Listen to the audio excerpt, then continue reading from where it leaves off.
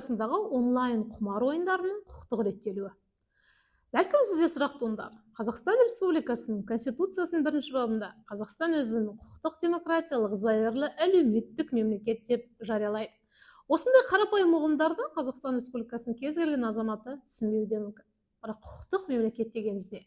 Сіз бен мемлекет арасындағы, сіз бен өзге де үшінші тұлға арасындағы, сіз өмір бақи қатысатын, сіз дүниеге келген кезде туу туралы куәлігіңіз бен сіз дүниеден өткен кезде өлу туралы куәлігіңіздің арасындағы барлық қарым-қатынастары, азаматтық, құқықтық, қылмыстық, әкімшілік қарым-қатынастары заңмен реттелген.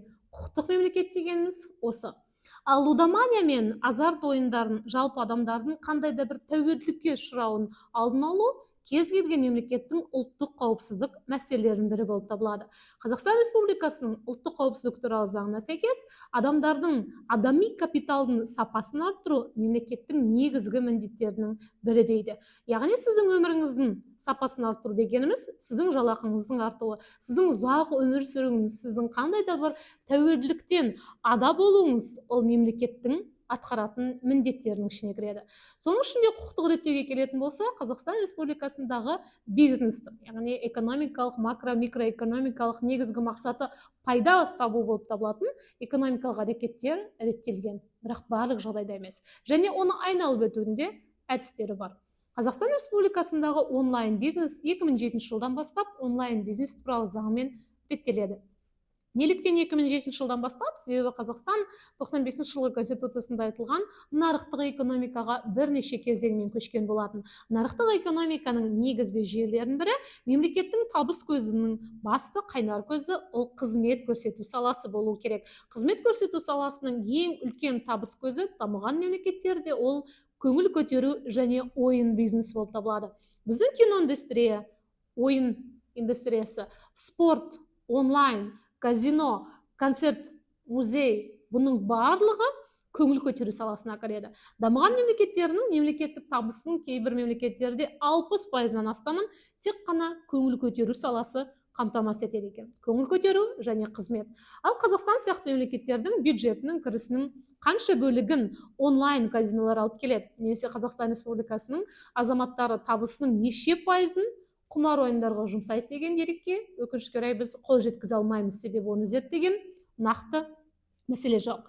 2007 жылғы заңға сәйкес Қазақстан Республикасында онлайн казино тыйым салынған. Иә, сіз дұрыс естідіңіз, тыйым салынған. Себебі ол заңда тек қана казино физикалық түрдегі қазіргі Қонаев және Бурабай қаласындағы казинолардың ойын автоматтарының, казиноның ішінде қанша ойын автоматы болу керек, казиноның лицензиясын алу үшін қанша айлық есептік көрсеткіш төлену керек, казинолардың қызметін қай мемлекеттік құзыретті орган реттейді. Осы мәселелер заңда жазылған. Бірақ та 2007 жылы Қазақстан Республикасындағы онлайн казино дәл қазіргідей негізгі әлеуметтік мәселеге айналмаған болатын. Себебі онлайн казиноның кең етек жаюы 2010 жылдан бастау алды. Ол кезде тек қана онлайн казино бәс тігу ғана емес, дүкеннің қасындағы аппараттар, ақша тігу, спортқа ақша тігу сияқты лудоманияның ең қарапайым кезеңдерінен басталған болатын. Құқықтық реттеуге келетін болсақ, егер Қазақстан Республикасының заңында онлайн казино ойнауға және ашуға рұқсат етілмеген жағдайда сіз қалай онлайн казино ойнап жүрсіз?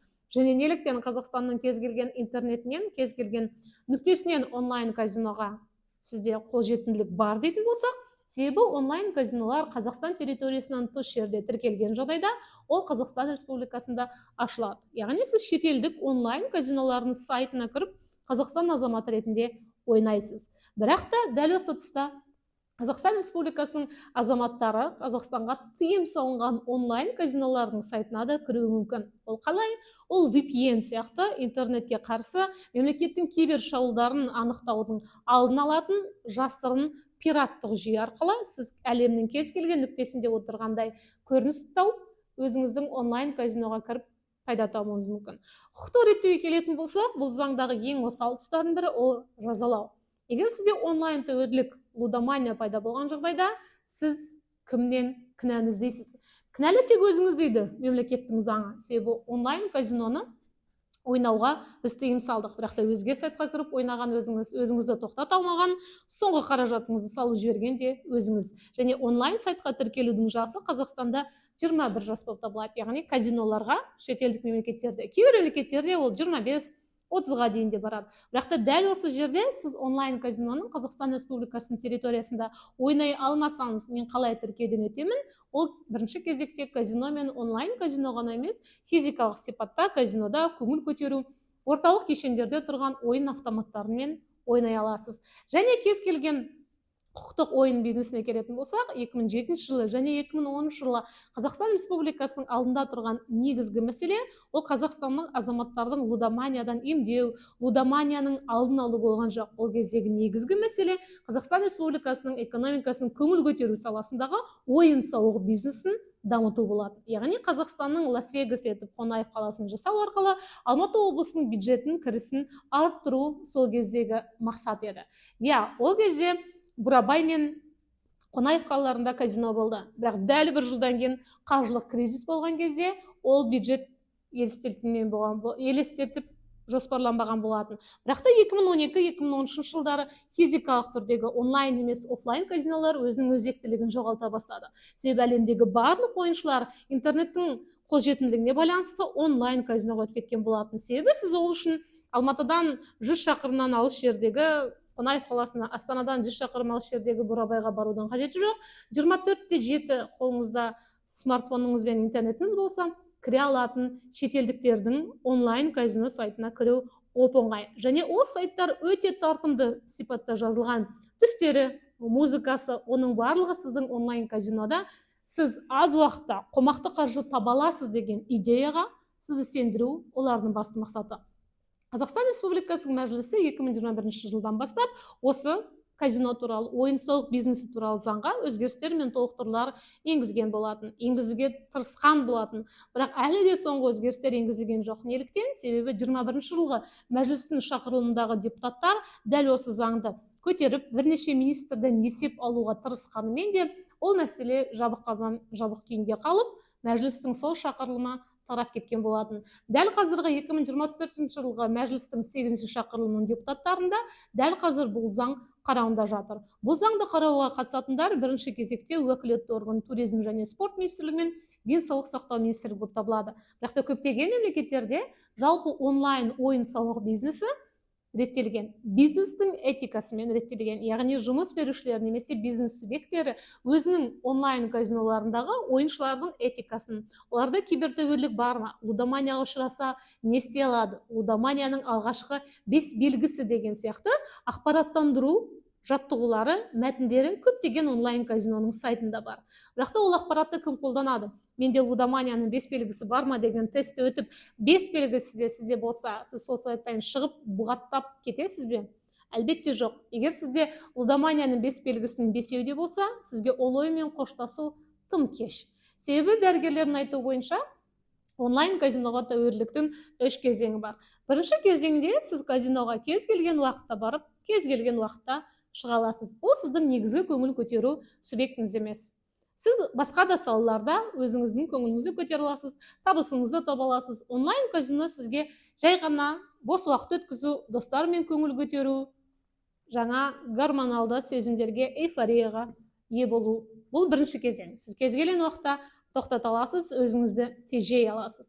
Екінші кезең онлайн казиноға немесе кез келген онлайн құмар ойындарына кірген кезде сіз сол онлайн ойыннан шығып кету сізге сәл қиындық тудырады. Яғни сіз міндетті түрде үшінші тараптың айтуымен, ескеруімен ғана шығуға мәжбүрсіз. Бірақ та сіз дәл сол уақытта шыққан кезде, интернетпен қоштасқан кезде, интернетті өшірген кезде, сіз өзіңізді ең бақытсыз адам санауыңыз мүмкін. Себебі сізді өміріңіздегі сіздің пікіріңіз бойынша дәл сол кезде жалғыз бақыт көзінен сізді өзге адамдар айырып отыр. Сәл қиындық тудырады. Бұл екінші кезең.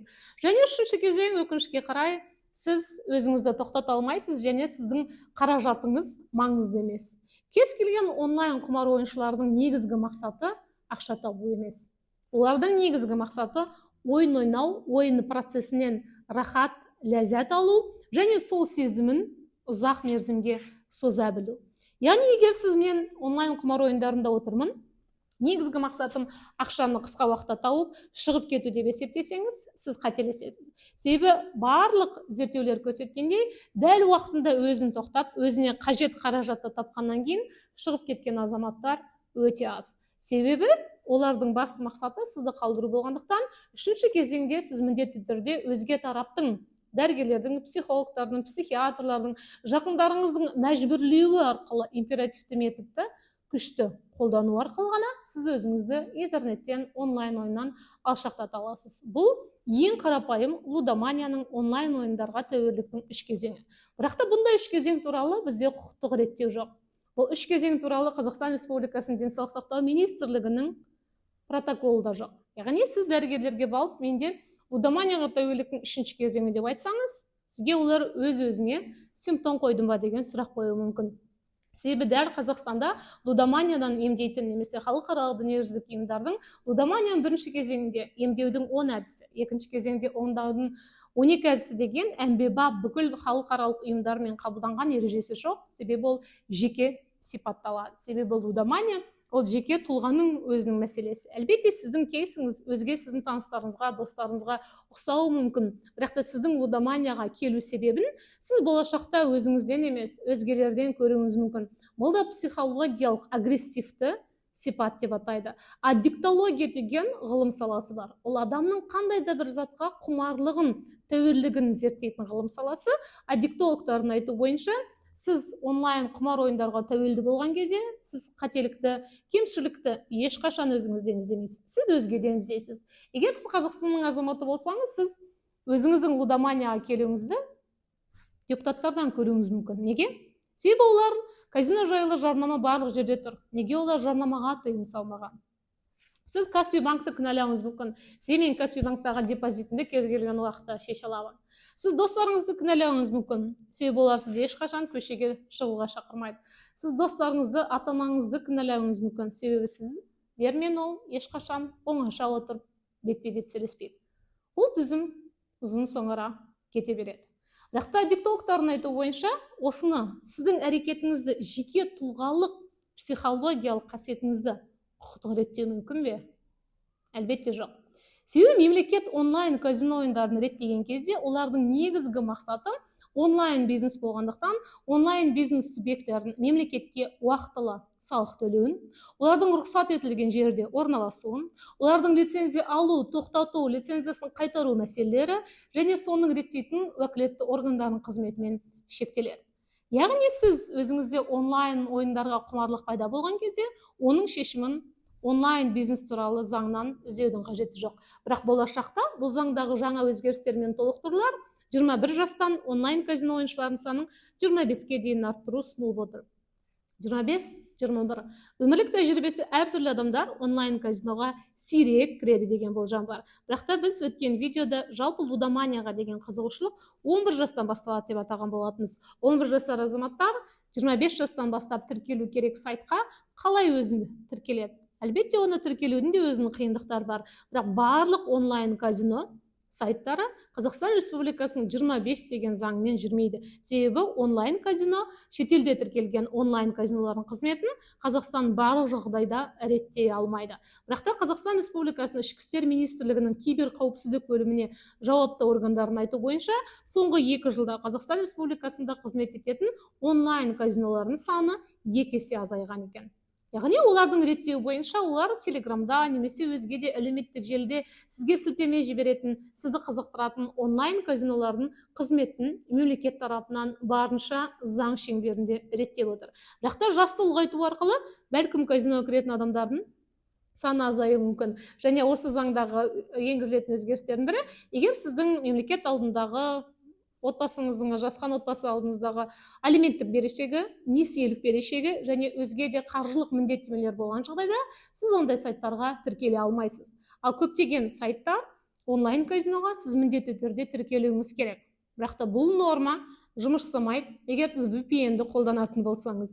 Ал соңғы зерттеулер көрсеткендей, қазақстандық азаматтардың көбісі VPN-ді қолданады. Қауіпсіздік мақсатында немесе көрші мемлекеттерімізде, кейбір көрші мемлекеттерімізде Instagram, Facebook, YouTube сияқты әлеуметтік желілер тыйым салынғанмен де, олардың әлі де сол платформада отырғанын көреміз. Қалайша? VPN-ді қолдану арқылы. Яғни Қазақстан Республикасындағы құқықтық реттеу заңы сіздің жасыңызды 21-ден 25-ке ұлғайтса да, ол сайтқа сізді тіркеуде тыйым салса да, VPN-ді қолдану арқылы бұл әлі де жұмыс істейтін болады. Ал VPN-ге тыйым салу мүмкін бе деген сұраққа жауап беру үшін ол Қазақстан Республикасының ұлттық қауіпсіздік комитеті киберқауіпсіздік саласындағы мамандар біртүрлі жауап бере алмайды. Яғни олардың пікірі бұған келгенде әр тарапқа жүгінеді. Себебі онлайн технологиялардың, интернеттегі жаңа технологиялардың пайда болу прогрессін ешкім тоқтата алмайды, оны ешкім кері шегере алмайды. Бұл заң бойынша сіздің көзқарасыңыз өте пессимистік болуы мүмкін. Сонда Қазақстан депутаттары дәл қазір шулатып жатқан Нұрсұлан Бердияновтың Республика партиясында ең жиі айтылатын киберқауіпсіздік, лудомания деген сөздерді Қазақстанда тоқтату мүмкін емес пе? Әлбетте мүмкін. Бірақ та кез келген мемлекет адам құқығын сақтайтын және адамның денсаулығын, сол мемлекеттің негізгі құндылығы, байлығы санайтын мемлекеттер түсіндіру жұмысын жасауға тырысады. Яғни халықтың басым бөлігіне үнемі айтатын дүние: ең қымбат қазына сіздің денсаулығыңыз. Және ең бірінші лудомандардан талап етілетін дүние өзіңізде лудомания, киберқауіпсіздік, гэмблинг сияқты ойындарға тәуелдіктің бар екенін мойындау. Ең қиыны мойындау. Бірақ та мемлекетте құқықтық реттеуіне келетін болсақ, ол тек қана онлайн казино заңымен ғана емес, балалардың білім беру туралы заңымен де реттеледі. Себебі сіз оқушы болсаңыз және сабақ уақытында компьютер клубына барып онлайн ойнап отырған жағдайда сізде міндетті түрде жауапкершілік болады. Сізде болғанда тікелей сіздің ата-анаңыз және мектеп бұл үшін жауапты. Яғни сабақ уақыты кезіңізде сіздің онлайн казино мекемелерінде отыруыңыз рейд арқылы тексеріледі. Яғни жасөспірімдермен айналысатын ішкі істер министрлігінің бөлімдері көп жағдайда жоспардан тыс рейд өткізу арқылы түнгі компьютер клубтарын жазалайды. Бұл жазалау көп жағдайда бірнеше айлық есептік көрсеткішке айыппұлға алып келеді. Егер біз айыппұлдардың санын көбейтсек, қандай да бір компьютер клубы оқушыларды кіргізбейді деген де ұсыныс бар. Бірақ та барлық жағдайда бұл жерде тарап айыппұл төлеуме, әлде өзіңіздің болашақ түнімен сіздің компьютеріңізді қолданатын оқушыларды кіргізуме? Таңдау жауапкершілік бизнестің тарапынан да.